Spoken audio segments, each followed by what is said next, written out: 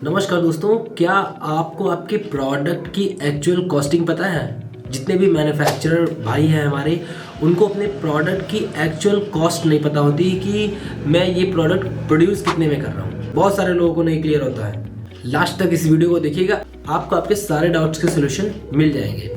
आप अपने प्रोडक्ट की एक्चुअल प्राइसिंग भी निकाल पाएंगे और कितना मार्जिन रख के इसको बेचना है, उसका सेलिंग प्राइस वो भी निकाल पाएंगे। बेसिक सिंपल सा फॉर्मूला है कि आपको आपके प्रोडक्ट की एक्चुअल कॉस्टिंग को निकालने के लिए, कॉस्टिंग का मतलब होता है कि जितने आपके खर्चे हो रहे हैं एक एक्स प्रोडक्ट बनाने के लिए।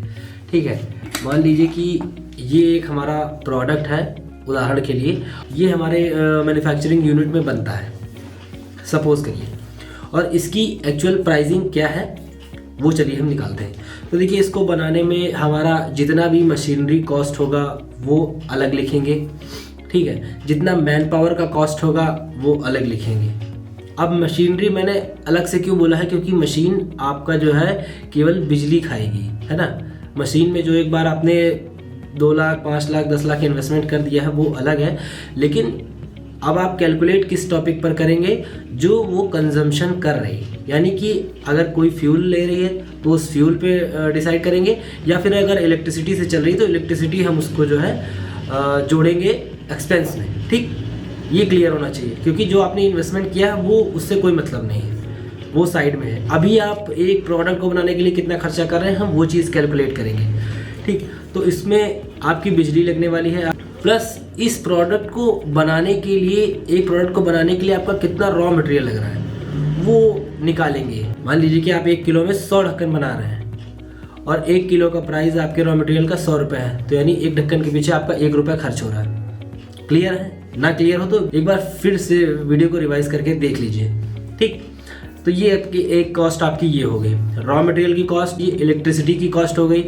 और तीसरी कॉस्ट जो आपकी है मैन पावर की कॉस्ट, सबसे जो बड़ी कॉस्ट है वो वही है भाई। जितने भी लेबर आपके लग रहे हैं, वर्कर लग रहे हैं, जो इसको बनाने में असेंबली लाइन में अपना हाथ बटा रहे हैं, वो सारे लेबर वर्कर वो सारे आपके एक्सपेंस में जुड़ गए। अब उसका एक्सपेंस कैसे जोड़ेंगे? मान लीजिए कि आप एक दिन में ये 1000 ढक्कन बना रहे हैं, 2 लेबर आपके काम कर रहे हैं, दोनों लेबर की सैलरी ऐड कर लीजिए और जितने ढक्कन ये महीने में बनाए उससे डिवाइड करके फिर आप एक ढक्कन की कॉस्ट निकाल लीजिए कि एक ढक्कन के पीछे आपकी मैन पावर का कितना पैसा जा रहा है। ना समझ में आया हो तो मैं फिर से एक बार बता दूं, मान लीजिए कि 2 लेबर मिलके आपका ये 1000 ढक्कन बना रहे हैं, तो यानी कि 30 दिन में कितना बनाएंगे? 30,000 ढक्कन। 30,000 ढक्कन डिवाइडेड बाई जितनी उनकी सैलरी हो उससे डिवाइड कर दीजिए, आपको एक एक पीस का खर्चा पता चल जाएगा कि एक लेबर एक दिन में कितनी मेहनत कर रहा है, कितना हम उसको पे कर रहे हैं। उस हिसाब से आप इस ढक्कन की प्राइसिंग तय कर सकते हैं।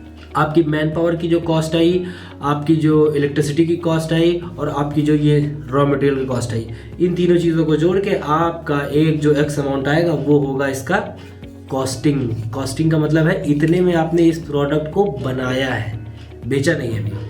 बेचने के लिए आप उस पर अपना डिसाइड करिए कि कितना % आपको मार्जिन लेना है, 5%, 10%, जितना भी आपको लेना हो वो तो आपके ऊपर डिसाइड होता है। जितना भी % आपको मार्जिन लेना हो, मार्जिन ऐड करके वो प्रोडक्ट का आपके प्राइस होगा।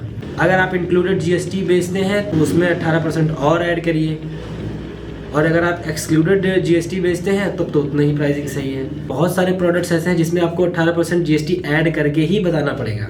यानी कि आपके रॉ मटेरियल की कॉस्ट, आपकी इलेक्ट्रिसिटी की कॉस्ट, आपके मैन पावर की कॉस्ट, उसके बाद में फिर 18% जीएसटी, और उसके बाद आपकी जितना भी आप मार्जिन रखना चाहें वो जोड़ करके तब एक आपका फाइनल जो अमाउंट आएगा वो होगा आपका सेलिंग प्राइस, जितने में आप किसी कस्टमर को ऑफर करेंगे कि ये लीजिए, ये मेरा प्रोडक्ट है, इतने में बिकेगा।